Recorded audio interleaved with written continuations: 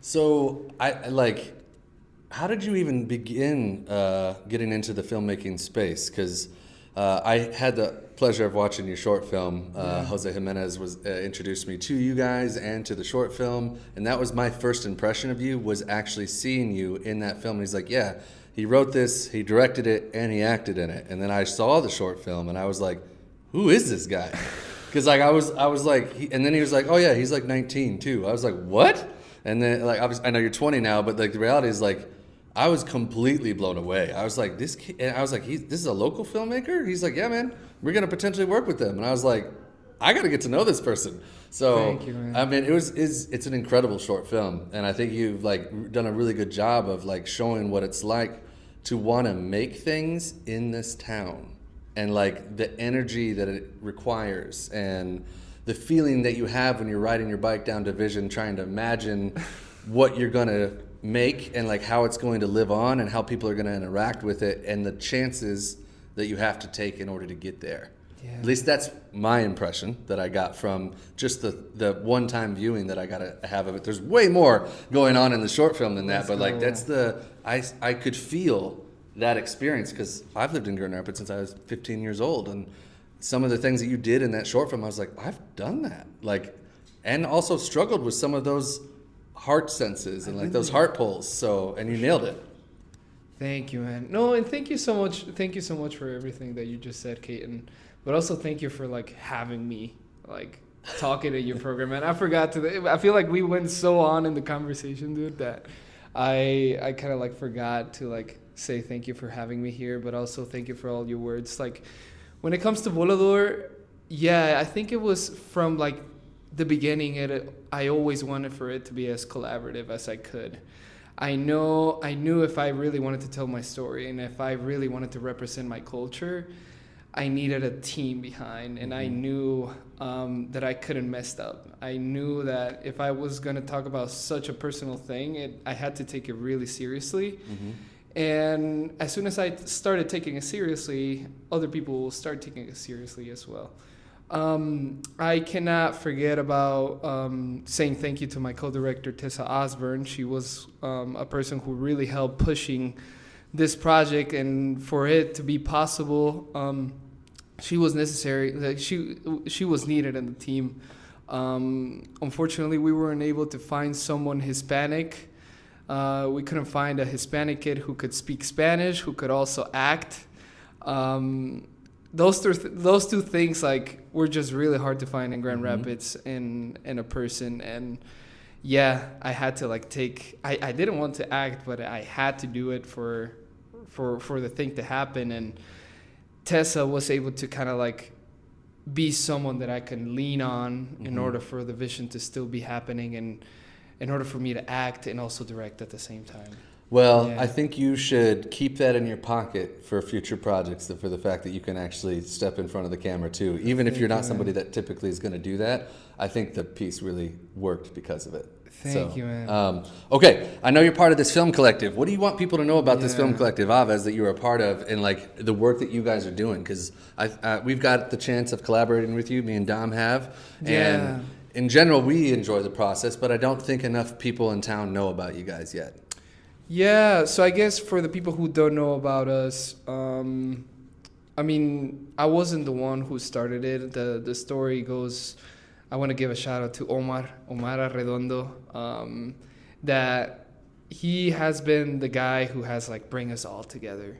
He's the one who started Aves, and Aves means birds in Spanish. It's really inspired, like our philosophy. I don't know if we have a philosophy itself, but we really inspired by birds, and we really inspired by how free they are. I know Omar can tell more about the story of Aves, but my personal story with Aves, I was in a position where I really wanted to create. I was graduating from high school, and I have come from places where I was really limited when it came to creation. I find myself in film sets in Grand Rapids where like my voice wasn't just strong enough for some people, you know? And when I came to meet Omar, it felt like I felt so valuable. I felt like someone could mirror me so easily, just because me and Omar come from a really similar background. I mean, we both from Mexico. He's from Mexico City. I'm from Morelia, Michoacan. And it just felt like I finally had find someone who can understand me and like who can actually feel excited about the things that I was going through. So that was just really empowering. And he just like allowed me to express as much as I wanted to. And I was just so lucky that I was just so lucky that I could do filmmaking just because through him. But yeah, I don't know where I was trying to go with this. The point is, thanks to Omar, me and other creators in the scene, we've been able to express our voices. And I feel like Omar and Avis has always tried to do that, which is like bring a bunch of people together and keep things as collaborative as possible. We want to be ourselves. We want to be a production company where we can be as free as we want. And same as birds, we just kind of want to like fly together and strive together. That's awesome. Yeah. Okay, I'm gonna ask you a bunch of real quick questions. So, best food spot in town? Best tacos de Chilango. Definitely. Where's that at? It's on Bridge Street. It's right in front of Holland. No, it's right next to Holland Brewery.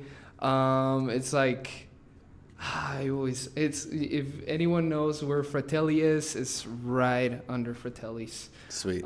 It's like probably. Is that where Sovngarde used to be? Like the old Sovngarde, I think so. I think so. I'm really not familiar with that area of town, but like if you're looking for a place where like food is authentic to its country, Chilango is the one. Awesome. They make the food. They make the tortillas handmade. The tortillas are handmade, which I don't think.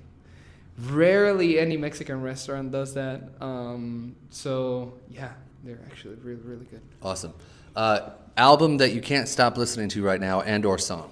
Oh, okay. That's a good one because like I feel like I'm just like switching my songs and I'm like. Okay, maybe a better question is like, what song are you returning to that you're like, oh, I love this one. I feel like the album. There's one that actually I cannot stop listening, and I started listening to it on November. It's called. I might sound like too indie, but there's this singer in Mexico. His name is Ed Maverick, and his album is La Nube en el Jardín. That album, like you can play it whenever you're taking a walk, even when you're working. Like it just works. It's like. I don't know. It's such a cool album. It's called La Nube en el Jardín for anyone who's interested. It means like the cloud in the garden. It's just such a like good background music that you can have on, but at the same time it has like some nice depth in there that it's also like a really nice art piece. And we're definitely gonna have to clip that and like get some of the songs, like some of the music on this. We're talking about Latin Mafia too. Latin Mafia. Oh, that's another one. That's Vivos y Me Exiges. That's a song that I've been listening a lot. It's from the new album. Shout out to Latin Mafia. They're in their tour right now. That's awesome. This is a song that I've been really listening to. I just connect really well with those artists. They're really young. They're also Mexican, and what they've been doing is just amazing. It's really inspiring. Awesome. Yeah. A tool that you can't live without as a creator. That's a great one. As a creator, I feel like a tool that you cannot live without. Man. Personally, yeah, let's say a notebook and a pencil. I feel like are like most necessary than anything. Why? I feel like why a notebook and a pencil? Just because as a creator, I feel like it's like the most simple way of creating too. I really like to. I think it starts like personally every time I have an idea, I have this creative process where like if I don't see it first in the paper, I cannot like move forward. I'm not the type of guy who like just goes and does it. I'm like the type of guy who first writes about it, see if it makes sense, see if like it's making me feel something, and then I go.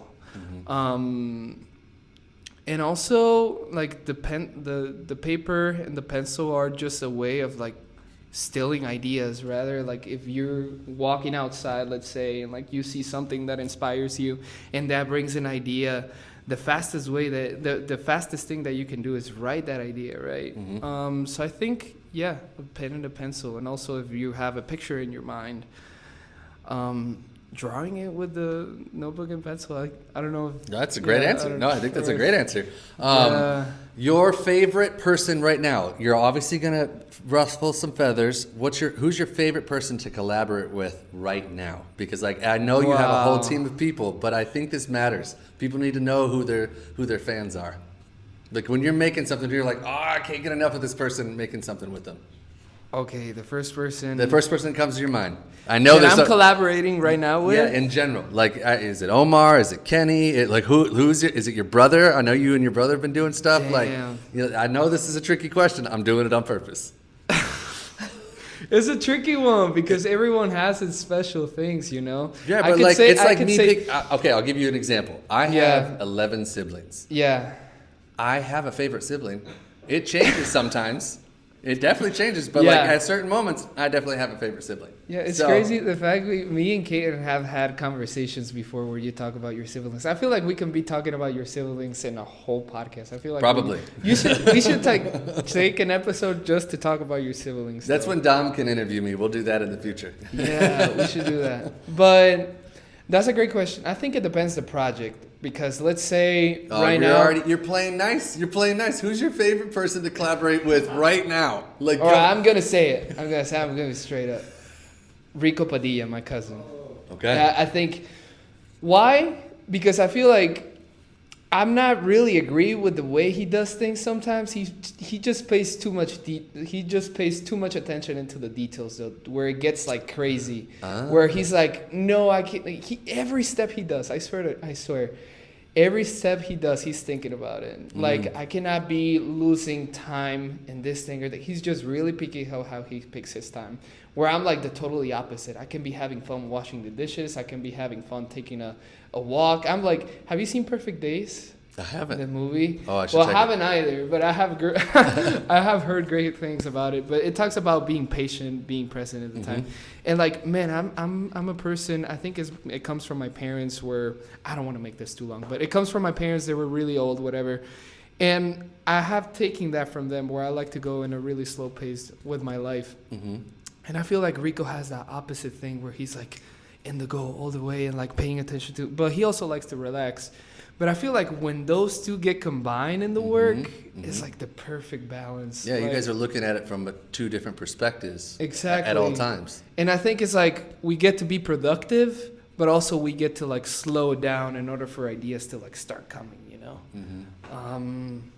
Yeah, I think he also allows things to happen. He's like pushing the pedal and like I'm bringing the inspiration, but he's the one making the inspiration to be happening, you know? Yeah. But also not just that, he's also like, I feel like he's always having an idea. He always has something that is like so helpful to.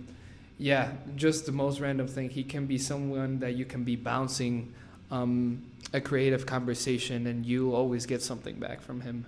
I feel like, yeah, but no, that's just me talking about someone specifically. To be honest, now that we have a place, now that Aves has an office, I've been feeling like how each and one person has a different style of doing things, and I have been able to like find like a superpower from each and one of the team members. Of course. Yeah. Yeah. And for the record, Aves crew, like I know you all are awesome, but I just poked at him on purpose for this one. Yeah. Thank you, man. What is it that Omar calls you and Kenny? You have like a Dragon Ball Z? Oh, Yeah, like there we Omar go. talks about you so and Kenny. I wanted to talk about that because me and Kenny are also like collaborating right now. But I don't know if you've seen Dragon Ball Z. Love Dragon Ball Z. Who doesn't love Dragon Ball Z? Trunks and Goten. Oh, really? So you like come yeah. with your powers like morphing together or whatever? What do they call that when they combine? I can't remember. The what fusion. The fusion. Yeah. So Omar says that that's me and Kenny when we get to collaborate. You know. That's awesome. And I know I haven't seen Dragon Ball, but like I come from Mexico, and I know I'm quoting Mexico and over, but Dragon Ball is culture in Mexico. Like every kid in Mexico, I bet you has seen Dragon Ball. Yeah. So I know the name of the characters. I know many of like the the seasons, whatever. But I struggle with the names. The point is that I know they have like an opposite fusion, and so Omar will be saying like when Miguel is directing and Kenny is DPing, you are let's say you're Trunks, but when Kenny's directing and you're DPing, you guys are Gotenks. Ooh. No, I said it wrong. I think I said it wrong. But yeah, I know what you're talking about. You get the point. Yeah. You get the point. Yeah. Yeah. We've had the pleasure of working together. You actually did our headshots for Vance and Company. And you're very thoughtful. The way that you approach that project, I know that like it was a newer ask of you, because I've seen you on set a few times. You always have a film camera on you. You're trying to get behind the scenes moments. And I think me and Dominic just chatted real quickly. I was like, oh, maybe he can do our headshots for Vance and Company, because I just needed to get some headshots done because we hadn't done anything like that. But you approached that process with thoughtfulness. You actually had comparables. You had inspiration. The one thing that I pushed you on was your price. And this is something that I think that most young filmmakers or most young creatives in general, they're hungry and they want to like just work and like they'll do it on the cheap. But like I was like, no, I need to pay you more for these headshots because your work is valuable. And the reason why I'm like bringing all this up is because what's the dividing line for you for the value of your work? Because a lot of people view creative work as like fulfilling just doing it itself. But obviously we all need to make a living. So for you, what's the dividing line? How do you know what to charge, or what for you have you determined currently that's different than how you've approached our project, for instance? Man, thank you. I'm still trying to figure it out, if I'm being honest. But yeah, I'm still in like the trying. But that's true, man. When we got the chance, by the way, it was like a wonderful collaboration, I gotta say. I think like it's been like one of the most fun photo shoots that I've been on. But yeah, I think that has been one of my struggles lately, where I just don't know how to charge. I get too excited about the project. I get too excited for the vision to actually happen. That charging sometimes is like forgettable to me. I don't even think about it. It's like, whatever you want to charge me, this is like already fulfilling me. So the money is just kind of on the side. But now that I'm like making a living out of this, and I depend on this economically speaking. I also want to eat, so charging has become a more serious thing for sure with the time. But if I can say something to my younger self who was like really struggling at charging, just don't be afraid. Throw a number there. Throw a number there. The worst thing that can happen is that number just goes low. But you're already throwing it out there. I think... I heard it once, and it was from a friend. His name is Alex Jimenez, I think. We were at a coffee shop, and he just said it in such a simple way. He was like, you just got to throw a bigger number, just a bigger number than you're thinking, and see what happens.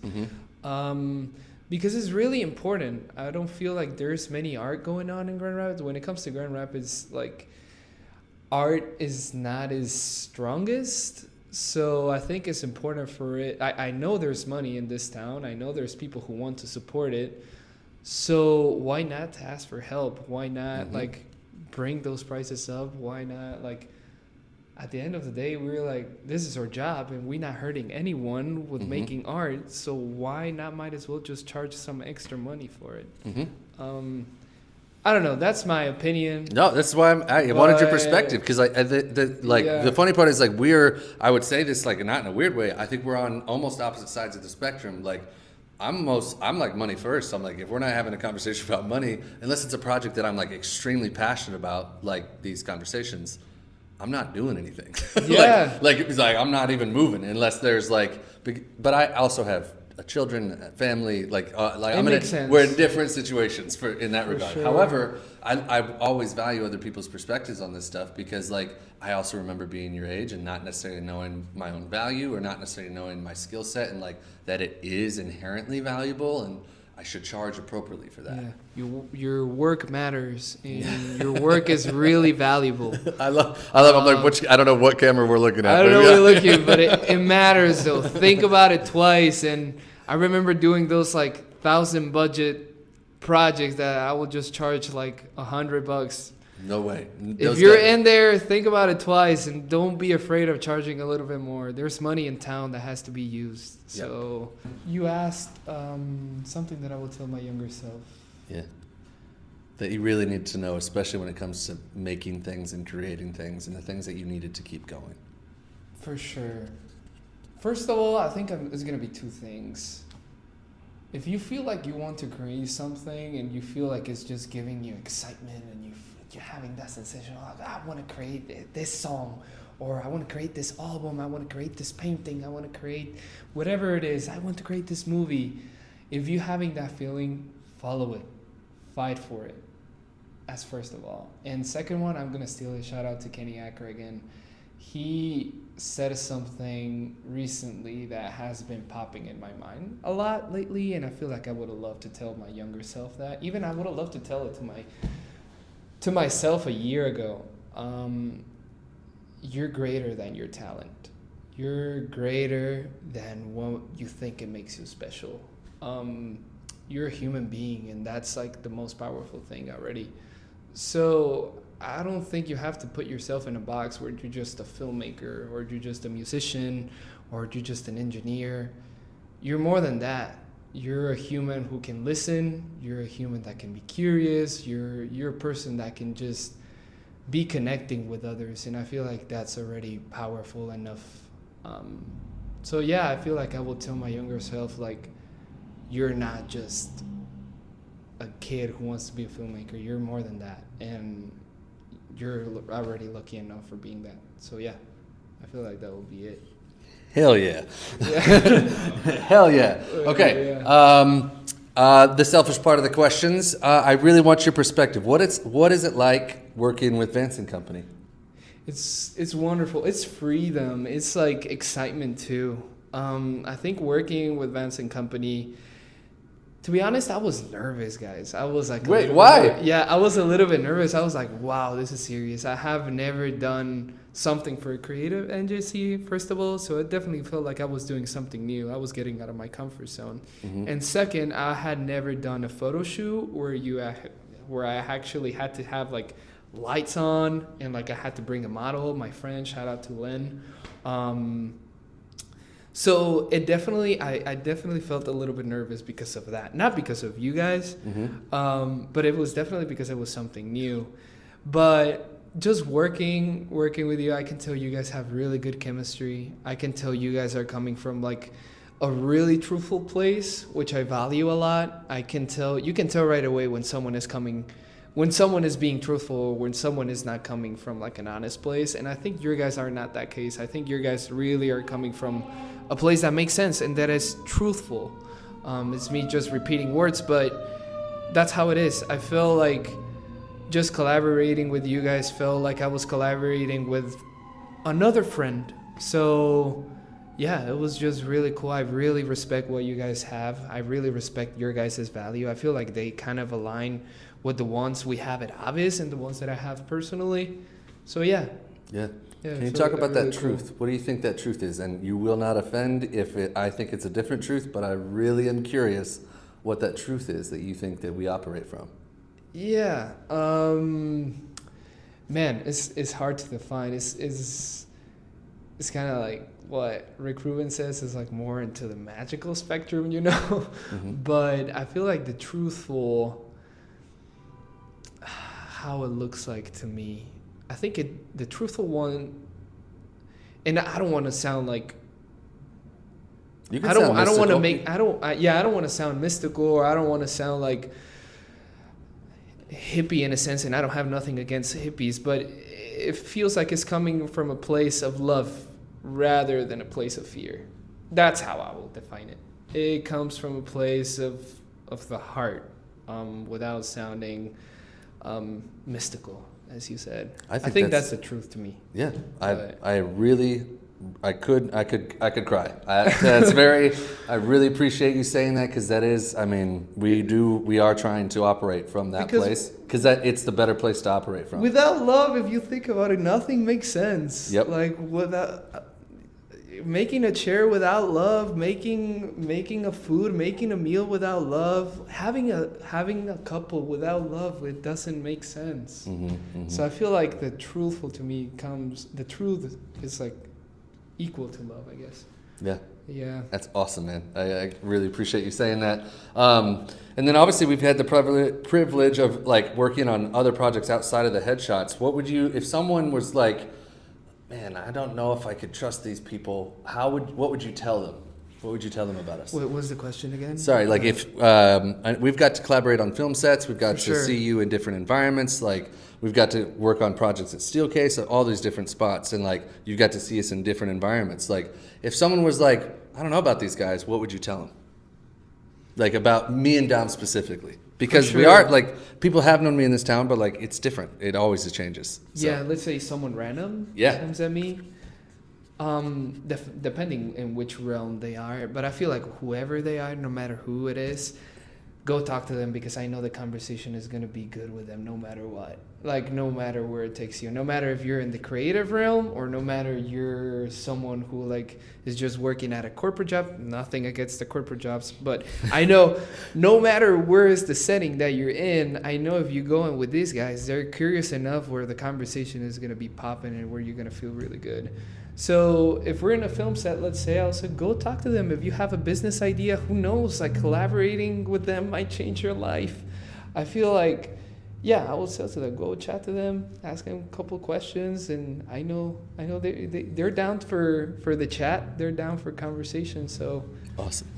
Just go and talk to them. Cool. All right. I want to give you, it's not a soapbox, but it is something like a moment of like, hey, what are you working on currently that you're super excited about that you want the world to know about? So you've seen some of the stuff that we did with Jose. Obviously, we've been working with him on his short film, trying to promote that out into the world. Absolutely. What are you currently working on, either with the Aves crew or for yourself? I know you mentioned the rink earlier that Kenny's working. That's a cool one. So I want to give you a chance to rant about the things that you're excited about that are coming up that people need to pay attention to. Yeah, so I'm working kind of like after Volador was done. It's been a restart again. It's kind of been like it was kind of like a book closing for me, and I feel like I'm starting a new one now, where I'm like really redefining myself again, creative wise and personal wise. Like I've been wanting to like find not a bigger book, but probably like a deeper book. I guess I don't know if I'm being really clear with this. The point is that I feel like after receiving so much love after Volador, I kind of like wanted to give that love back to my community, to my friends, to my family. So I've really been focusing on giving now. I feel like I really want to like give as much of my energy to Aves. We were talking at the beginning of how much I value Aves and how much I think it fits to me as personally. So I've been trying to give all my energy to it. I also been trying to support my cousin's business, which is Needle. You got the hat on right now. Been loving it. It's just, I think, a project that deserves all my love. So I've been investing in that. I've been trying to be a better older brother as well. Right after I finished the short film, right after we premiered it, my brother arrived in town, so I've been learning how to be an older brother again. But most importantly, I think like in the creative side of things, the project that I've been investing a lot is the rink. I'm DPing in it. I'm learning how to be a DP. I'm learning a lot about myself, and also I'm learning a lot about my friend Kenny. It's been kind of like I've been trying to read his mind and kind of translate that taste of his into the work. So it's been really fun to like just mirror someone. We looking for extras for the ring, so you got to stay in tune for that. But just the reason why it has been so special is because it has shown me that fun is also really important, and also having a good time is also really, really important. Kenny can agree with me. Volador was more of a, I don't want to say more personal, but it was trying to tell a message. It was trying for people to empathize with someone so bad. Like it was talking about the immigrant experience, and I wanted the people to hear this story. With The Ring, it's a little bit different. We just want people to have a good time. Yeah. And that's also important now in these days too, where like there's so much going on that people even forget to spend some times for themselves. Yeah. And rolling around a roller rink is a blast. It is a blast, bro. I agree. So, yeah, it's been really special. It has taught me that also having fun is really important. So, awesome. Yeah, I think that's what I've been working on lately. Cool. If you want to know more about us, about Aves, about Nido, about me even, come check us out at Nido and 317 Division South. We'll be there. We have some free tea for you. Thank you, and I want to say thank you to Vance and Company, because they're the ones who allow me to speak on their how will we call it, program? No, how in your conversation series. In the conversation series. That means a lot, man. Like, I wasn't even ready. I told you this morning. I wake up and I said, no, there's nothing special going in the day. I'm just gonna go like this to the office, and then you came and like interviewed me. I want to tell you thank you for thinking about me. That's really special. And yeah. Sweet. Hugs. Thank you. Hugs to everyone.